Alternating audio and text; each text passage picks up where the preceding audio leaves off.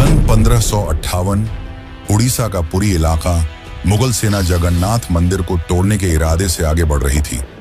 घोड़े सर पर दौड़ रहे थे, तलवारें चमक रही थीं, लेकिन जैसे ही सेना मुख्य गर्भगृह की ओर बढ़ी, एक अजीब सा तूफान उठा। सूरज की रोशनी अचानक गायब हो गई और चारों ओर अंधकार छा गया। फिर सैनिकों ने देखा कि मंदिर के अंदर से तेज रोशनी आ रही है और रोशनी के साथ एक भयानक और डरावनी चीज उनके पास आ रही है। यह दृश्य इतना भयानक था कि कई सैनिक वहीं पर बेहोश हो गए और जो बच गए वो ऐसे भागे मानो उनके सामने मौत खड़ी हो।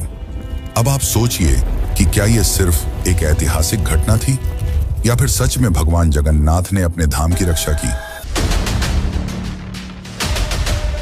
पुरी का जगन्नाथ मंदिर एक ऐसा स्थान जो सिर्फ भक्ति का केंद्र नहीं बल्कि अनगिनत रहस्यों की चुप दुनिया है।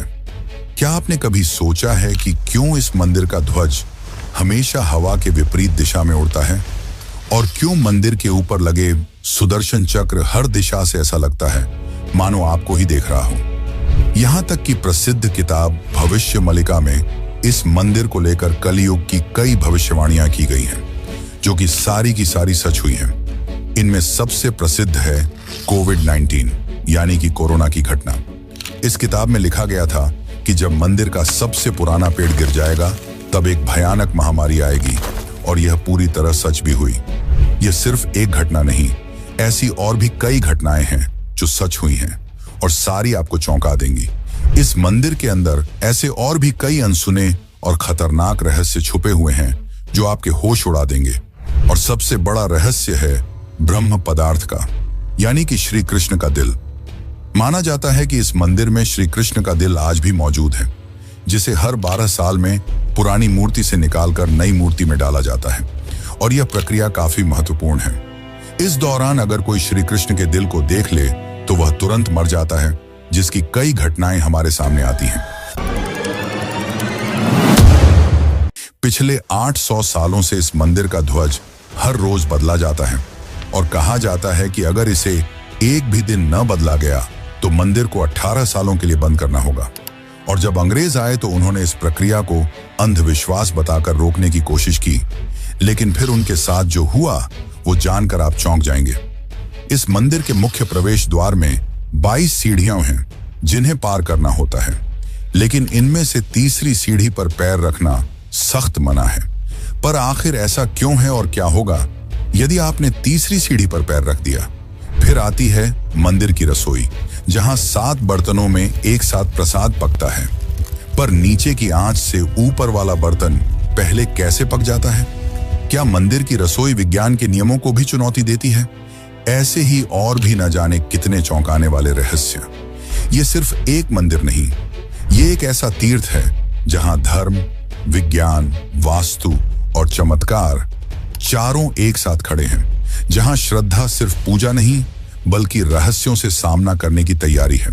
तो क्या आप तैयार हैं एक ऐसे सफर के लिए जहां हर अध्याय आपको चौंकाएगा, हर रहस्य आपके विश्वास को चुनौती देगा और हर जवाब एक नए सवाल को जन्म देगा? चलिए चलते हैं जगन्नाथ मंदिर की उस रहस्यमयी यात्रा पर, जहां भगवान खुद हर सवाल का उत्तर है।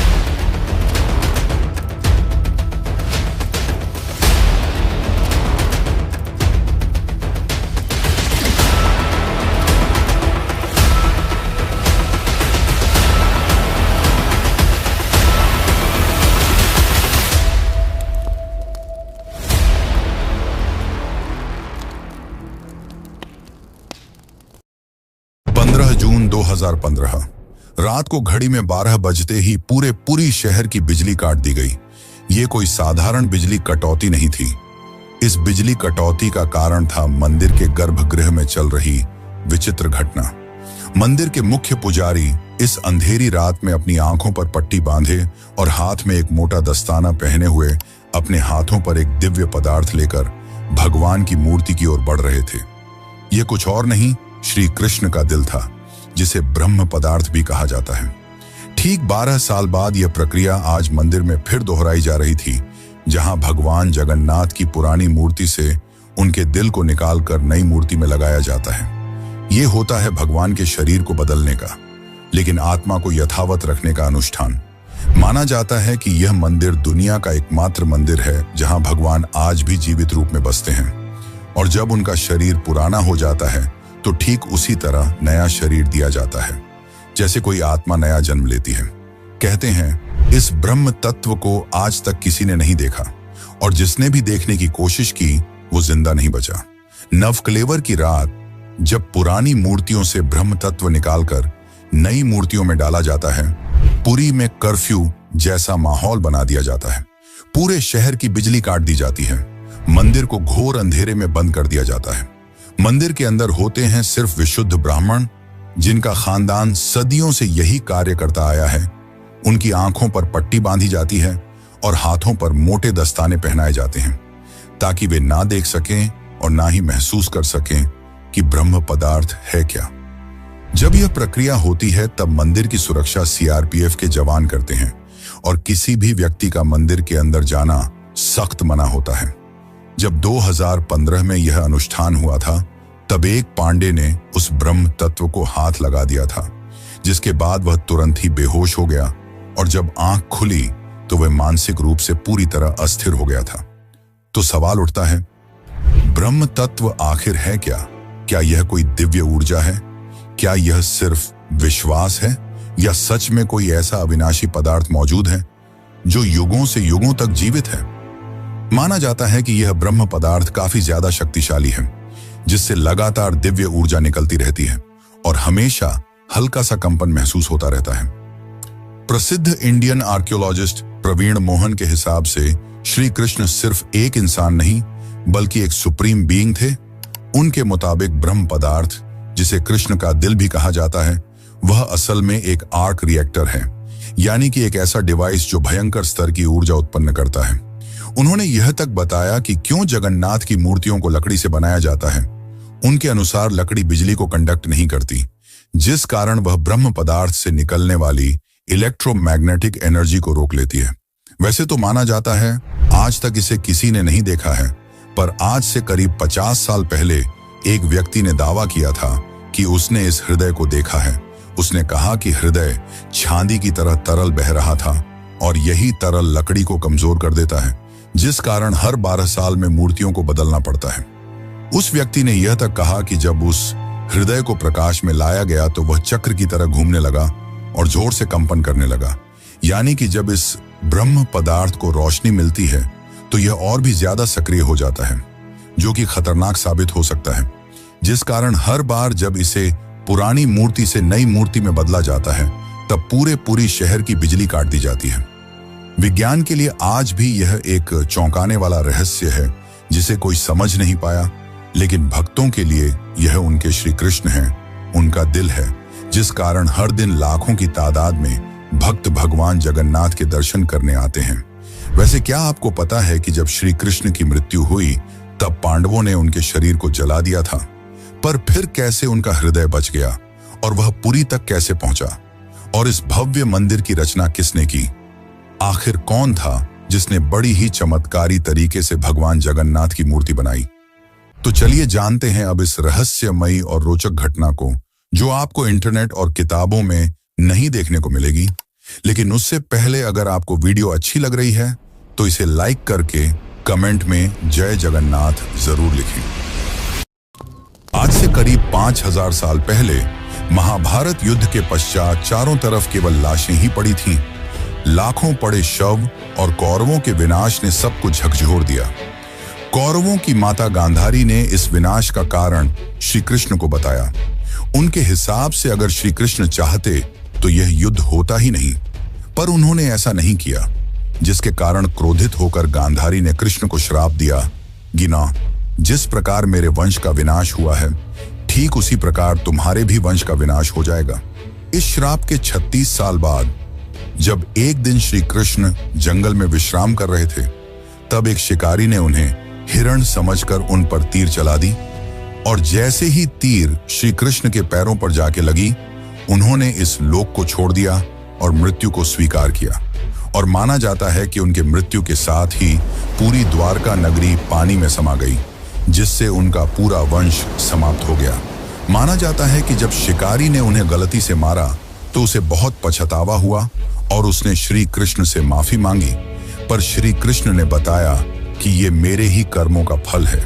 उन्होंने समझाते हुए कहा कि पिछले जन्म में तुम महान वानर राजा बाली थे, जिसे मैंने ही राम अवतार में छल से मार दिया था, और उसी कारण आज तुम मेरे मृत्यु का कारण बने।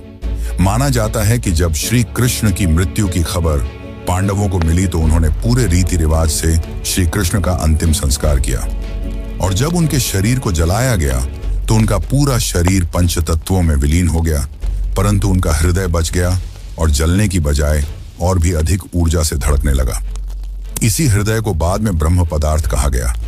अर्जुन ने इस हृदय को लकड़ी के मंच पर रखकर नदी में बहा दिया। काफी लंबे समय तक बहने के बाद यह ब्रह्म पदार्थ उड़ीसा के समुद्र तट पर पहुंचा। उस समय उस तट पर सबरा जनजाति समुदाय के लोग रहा करते थे। उस जनजाति के मुखिया विश्ववसु ने जब इस ब्रह्म पदार्थ को देखा तो वे इसकी ऊर्जा और दिव्य प्रकाश से प्रभावित हो गए। उन्होंने तुरंत ही पहचान लिया कि यह भगवान के ही रूप हैं, और उन्होंने इसे नील माधव के रूप में पूजना शुरू कर दिया। उसी समय मालवा के राज्य में राजा इंद्रद्युम्न राज्य किया करते थे। वे भगवान विष्णु के काफी बड़े भक्त थे। एक दिन उन्होंने नील माधव के दर्शन करने की इच्छा व्यक्त की और उन्हें ढूंढने लगे, और यही आगे चलकर जगन्नाथ के निर्माण की आधारशिला बनी। जैसा कि मैंने बताया, राजा इंद्रद्युम्न विष्णु के परम भक्त थे, और एक रात स्वयं भगवान विष्णु उनके सपने में आए और उन्हें कहा कि वे उनकी दिव्य मूर्ति नील माधव को ढूंढें और उनके लिए एक भव्य मंदिर का निर्माण करें। श्री हरि विष्णु ने उन्हें यह भी बताया कि यह ब्रह्म पदार्थ उन्हें नीलांचल पर्वत में मिलेगा, जिसके पश्चात राजा ने अपने ब्राह्मण पुजारी विद्यापति को आदेश दिया कि वह इस मूर्ति को ढूंढ निकाले। विद्यापति कई दिनों तक नीलांचल पर्वत के अलग हिस्सों में इसकी तलाश करते रहे, और तब जाकर अंत में उन्हें पता चला कि इस मूर्ति को आदिवासी मुखिया विश्ववसु ने एक गुफा में छुपा कर रखा है, और वे दिव्य रूप से उसकी पूजा करते हैं। जब विद्यापति ने इसके दर्शन करने की अनुमति मांगी, तब विश्ववसु ने यह कहकर मना कर दिया कि यह उनके जाति का निजी मामला है। जिसके बाद विद्यापति ने चालाकी दिखाई और विश्ववसु की पुत्री ललिता से विवाह कर लिया। अब विद्यापति ने ललिता की मदद से विश्ववसु को मनाया और वे उस गुफा की ओर चल पड़े। जैसे ही विद्यापति ने उस नील माधव की मूर्ति को देखा, वे उसकी ऊर्जा से काफी ज्यादा प्रभावित हुए, और उन्होंने तुरंत ही यह बात राजा इंद्रद्युम्न को बताई। लेकिन जब राजा इंद्रद्युम्न वहां पहुंचे, तब तक विश्ववसु ने वह मूर्ति वहां से हटा दी थी, जिससे राजा काफी उदास हो गए और अपने महल लौट आए। इसके बाद फिर से रात में भगवान विष्णु उनके सपने में आए और कहा कि पुरी के तट पर एक बड़ा नीम का पेड़ बहकर आएगा, तुम उस पेड़ से मेरी नई मूर्ति बनाना। वह पेड़ काफी बड़ा था, जिसे उठाना आसान नहीं था। आखिर में जैसे तैसे वे पेड़ को महल तक ला पाए, लेकिन अब सवाल यह था कि इनसे भगवान की मूर्ति कौन बनाएगा। बहुत से कारीगरों ने इस पेड़ से मूर्ति बनाने की कोशिश की, लेकिन सब असफल रहे। उन्होंने कहा कि पेड़ इतना ज्यादा मजबूत है कि हमारे छेनी हथौड़ी का उस पर कोई असर नहीं हो रहा। यह सुनकर राजा काफी परेशान हो गए। तभी एक दिन भगवान विश्वकर्मा एक बूढ़े साधु के रूप में वहां पधारे और उन्होंने कहा कि वे ये मूर्ति 21 दिनों में बनाकर देंगे। राजा काफी प्रसन्न हुए, पर उस बूढ़े आदमी ने एक शर्त रखी। उसने कहा कि मैं एक कमरे में बंद रहकर 21 दिनों में यह मूर्ति बनाऊंगा, और तब तक कोई भी इस कमरे का न तो दरवाजा खोलेगा और न ही कोई अंदर आएगा। राजा ने उसकी यह शर्त स्वीकार की और फिर मूर्ति बनाने का कार्य शुरू हुआ। दरवाजा बंद किया गया और कक्ष से छेनी हथौड़ी की आवाजें आने लगीं। लेकिन 15 दिनों बाद अचानक से छेनी हथौड़ी की आवाज आना बंद हो गई। महाराज की रानी गुंडीचा काफी चिंतित हो गईं और महाराज को कहा कि हमें दरवाजा खोलकर देखना चाहिए। शायद वह वृद्ध व्यक्ति भूख और प्यास की वजह से मर तो नहीं गया होगा। राजा ने शुरुआत में तो मना किया, पर बाद में वे इसके लिए मान गए और दरवाजा खोल दिया। लेकिन जब दरवाजा खुला तो सभी हैरान रह गए। वह वृद्ध व्यक्ति गायब हो चुका था और पीछे केवल 3 अधूरी मूर्तियां थीं। राजा को यह देखकर काफी दुख हुआ, क्योंकि उनकी शर्त तोड़ने की वजह से भगवान की मूर्तियां आधी रह गईं। जगन्नाथ भगवान के हाथ और पैर अधूरे थे। बलराम और देवी सुभद्रा की मूर्तियां भी अधूरी थीं। जब राजा मूर्ति के पास गए तब उन्हें दिल की धड़कन महसूस हुई और मूर्ति के अंदर से एक दिव्य आवाज आई जिसने राजा को बताया कि श्री कृष्ण का हृदय इस मूर्ति के अंदर है।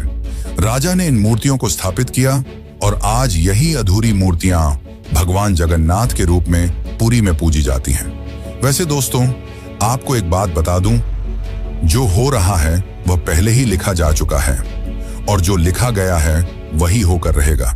ये कोई फिल्मी डायलॉग नहीं, बल्कि पुरी के भक्तों की आस्था और सच्चाई है भविष्य मालिका की। तो चलिए जानते हैं उन भविष्य मालिका की घटनाओं को जो आज सच साबित हो रही हैं। मित्रों, इस मंदिर का इतिहास और वर्तमान एक भविष्यवाणी से जुड़ा हुआ है। भविष्य मालिका एक दिव्य ग्रंथ है जिसे लगभग 500 साल पहले ओडिशा के महान संत आचार्य महाप्रभु अच्युतानंद ने लिखा था। कहा जाता है कि वे पंचसखा यानी भगवान जगन्नाथ के 5 दिव्य सेवकों में से एक थे, जिन्होंने भगवान के आदेश पर कलयुग की कई घटनाओं को पहले ही देख लिया था। यह ग्रंथ ओडिया भाषा में लिखा गया है और इसकी पंक्तियां कविता के रूप में हैं, जैसे किसी गूढ़ रहस्य का संकेत दे रही हूं। आइए हम आपको बताते हैं भविष्य मालिका की कुछ चौंकाने वाली भविष्यवाणियां जो जगन्नाथ मंदिर और कलयुग के अंत से जुड़ी हुई हैं। इस ग्रंथ की सबसे चौंकाने वाली भविष्यवाणी 4 साल पहले काफी ज्यादा वायरल हुई थी, जब लोगों ने दावा किया कि इसमें कोरोना महामारी का वर्णन भी है। नाना रोग आसीबा, गोटे बड़ा व्याधि, लोका घरे रहीबे, बाहर कुना जीबा, अर्थात अनेकों रोग आएंगे, एक बड़ा रोग फैलेगा, लोग घरों में बंद रहेंगे, बाहर नहीं निकल पाएंगे। अब ये पंक्तियां किसी भी सामान्य रीडर को 2020 की कोविड-19 महामारी की याद दिला देती हैं। पुरी और ओडिशा में कई संतों और विद्वानों ने इसे भविष्य मालिका की सटीक भविष्यवाणी माना। इस किताब की एक और बात, इसमें जिक्र किया गया है कि मंदिर परिसर के ऊपर जो कपड़ा है उसमें आग लगने की घटना का उल्लेख मिलता है। कुछ साल पहले पहली बार त्रिदेव के वस्त्र में आग लगी थी। इस घटना के बाद कलयुग के अंत के बारे में एक बार फिर से बातें होने लगी। कहते हैं कि पापनाश एकादशी के दिन जगन्नाथपुरी मंदिर में एक अखंड महादीप जलाया गया था, लेकिन अचानक तेज हवा चली और झंडा उड़कर दीपक के ऊपर चला गया, जिससे मंदिर के झंडे में आग लग गई। यह घटना 19 मार्च 2020 को हुई थी। कहा जाता है कि दूसरे मंदिरों की तरह जगन्नाथ मंदिर के गुंबद पर कभी कोई पक्षी नहीं बैठता और ना ही इस पर कोई प्लेन या हेलीकॉप्टर उड़ता है, लेकिन जुलाई 2020 के बाद से मंदिर के गुंबद पर गिद्ध, चील और बाज को देखा गया था। ये पक्षी मंदिर के गुंबद, स्तंभ और नील चक्र पर भी बैठे थे। ऐसे में दुनिया के महाविनाश की भविष्यवाणी एक बार फिर से चर्चा में आ गई थी। भविष्य मालिका के अनुसार जब कलयुग का अंत करीब होगा तो भगवान जगन्नाथ मंदिर का नील चक्र यानी सुदर्शन चक्र तूफान से टेढ़ा हो जाएगा। मई 2019 में समुद्री तूफान फानी के कारण यह विशालकाय चक्र टेढ़ा हो गया था। ऐसे ही और भी कई भविष्यवाणियां हैं जो सच हो चुकी हैं और कई प्रसिद्ध भविष्यवाणियां हैं जो आने वाले को लेकर की गई हैं। 3 रथ यात्राएं एक साथ रुकेंगी, नदियां उल्टी दिशा में बहेंगी, ब्रह्म तत्व मंदिर से गायब हो जाएगा और फिर में अंत में आएंगे भगवान के आखिरी अवतार कल की। अब दोस्तों, आप ही सोचिए कि क्या यह महज संयोग है या सच में आचार्य अच्युतानंद को भविष्यदर्शी शक्तियां प्राप्त थीं।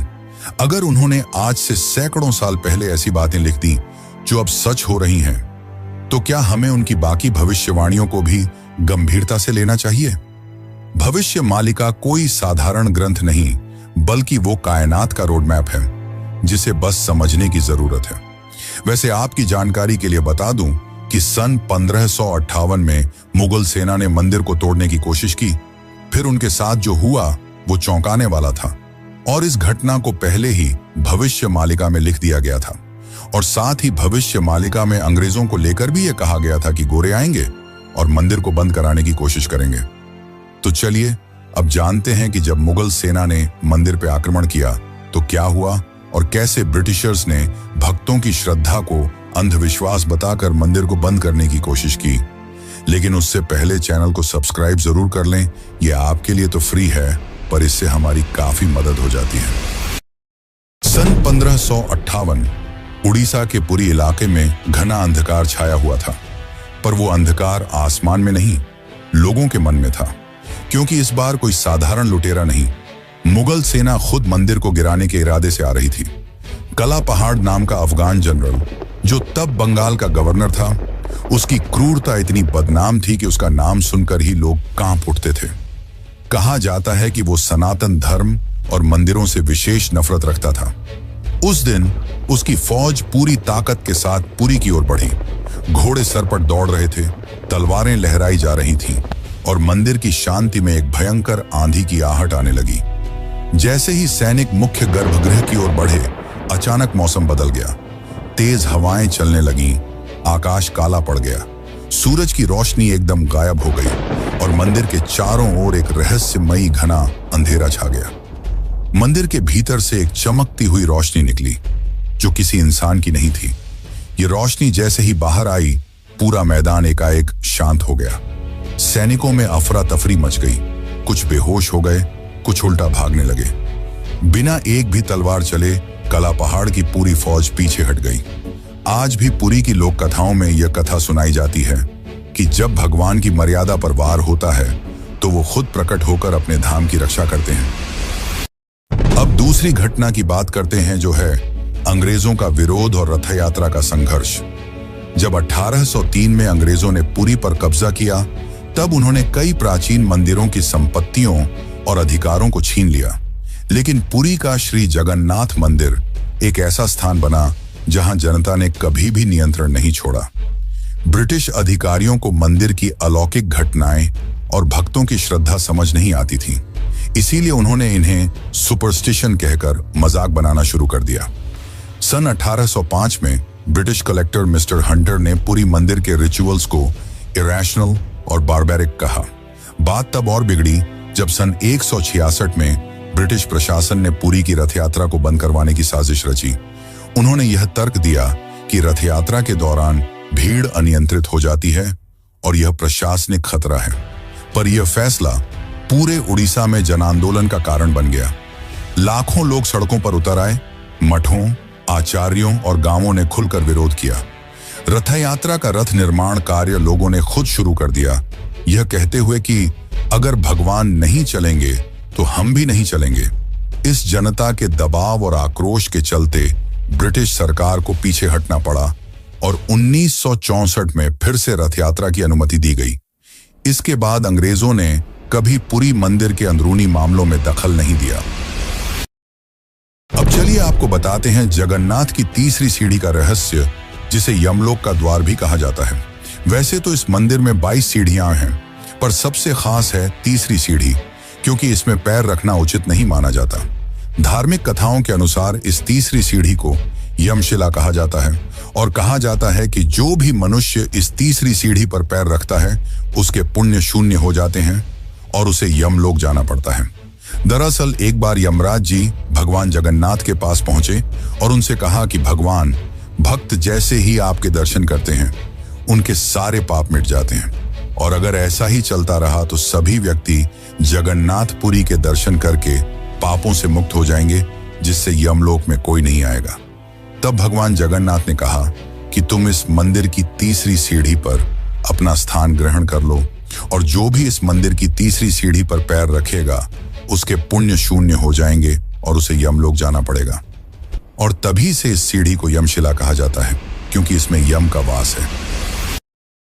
अब अगर हम पुरी मंदिर के ऊपर लगे सुदर्शन चक्र की बात करें तो देखने वालों ने यह दावा किया है कि इस सुदर्शन चक्र को आप मंदिर के किसी भी कोने से देखोगे तो ऐसा लगेगा मानो आपको ही देख रहा हो। मतलब इससे जिस भी दिशा से देखो यह सामने की ओर ही दिखता है। इसे आम भाषा में आर्टिफिशियल इल्यूजन कहा जाता है, पर यह आज भी विज्ञान के परे है कि कैसे इतने भारी चक्र को मंदिर के ऊपर लगाया गया और कैसे उस समय के लोगों ने यह आर्टिफिशियल इल्यूजन बनाया जिससे चक्र हमेशा सामने की ओर दिखता है। इसे आज भी विज्ञान नहीं समझ पाया, पर भक्तों के अनुसार यह श्री कृष्ण का चक्र है जिसे उन्होंने इस दुनिया की रक्षा के लिए इस मंदिर में स्थापित किया है। और भविष्य मालिका की एक और पंक्ति के हिसाब से जब यह मंदिर समुद्र के अंदर समा जाएगा तब कलयुग अपने अंतिम चरण पर होगा और तब आएंगे विष्णु के आखिरी अवतार कल्कि। अब जानते हैं पुरी के रसोई घर के बारे में। जगन्नाथ पुरी का रसोई घर दुनिया की सबसे बड़ी और सबसे रहस्यमयी रसोई है, जिसके अनोखे तथ्य और परंपरा भक्तों को आश्चर्यचकित कर देती है। और रसोई का सबसे बड़ा रहस्य यह है कि यहाँ भोजन 7 मिट्टी के बर्तनों में बनाया जाता है और हर एक बर्तन को एक के ऊपर एक रखा जाता है। और स्वाभाविक है कि सबसे नीचे के बर्तन में ज्यादा आंच आ रही है तो उसे सबसे पहले पकना चाहिए, लेकिन पुरी में ऐसा नहीं होता। ये चौंकाने वाली बात है कि 7 बर्तनों में जो सबसे ऊपर होता है उसका खाना पहले पकता है, जो विज्ञान के सारे तथ्यों को गलत साबित करता है। यहाँ भोजन बनाने का कार्य केवल सेवायत ब्राह्मणों द्वारा किया जाता है और किसी भी बाहरी व्यक्ति को इसमें प्रवेश की अनुमति नहीं होती। इस पवित्र रसोई में किसी प्रकार के आधुनिक ईंधन या गैस का उपयोग नहीं किया जाता, बल्कि केवल लकड़ी के चूल्हे पर पारंपरिक विधि से प्रसाद बनाया जाता है। पुरी मंदिर में रोजाना लगभग 50,000 से 2 लाख लोगों तक को महाप्रसाद बांटा जाता है। लेकिन चमत्कार देखो, कभी भी खाना बर्बाद नहीं होता और कभी भी कम नहीं पड़ता। मान्यता है कि मां लक्ष्मी स्वयं प्रतिदिन रसोई में आती हैं और रसोई के सेवकों को अंतः प्रेरणा देती हैं कि आज कितनों के लिए प्रसाद तैयार करना है। ये सिर्फ परंपरा नहीं, सदियों से चलती लीला है, जिसे आज तक कोई इंसानी गणित नहीं समझ पाया। एक और चौंकाने वाली बात तो यह है कि इतने बड़े किचन में, जहां 500 से ज्यादा रसोइये और सेवक काम करते हैं, जहां हर दिन सैकड़ों क्विंटल अनाज, सब्जियां और मसाले इस्तेमाल होते हैं, वहां न कोई बदबू होती है, न ही कोई मक्खी। कहा जाता है कि यह अग्निदेव और माता लक्ष्मी की कृपा है, जो इस रसोई को हर प्रकार की अशुद्धि से दूर रखती है। 18वीं सदी में मराठा शासनकाल के दौरान एक बार एक अधिकारी ने रसोई के चमत्कार को अंधविश्वास बताते हुए जानबूझकर बर्तनों की संख्या बदलने का आदेश दिया। लेकिन इसके बावजूद उस दिन भी पुरी में महाप्रसाद एकदम सटीक बना, न एक दाना कम, न एक दाना ज्यादा। इसके बाद अधिकारी ने रसोई में दोबारा हस्तक्षेप न करने की कसम खा ली। वैसे तो दोस्तों, ऐसे और भी कई चौंकाने वाले रहस्य हैं, पर उन्हें एक ही वीडियो में बता पाना नामुमकिन है। इसलिए चलिए चलते हैं आखिरी अध्याय की ओर। लेकिन उससे पहले, अगर आपको यह डॉक्यूमेंट्री अच्छी लग रही है तो कमेंट में जय जगन्नाथ जरूर लिखें।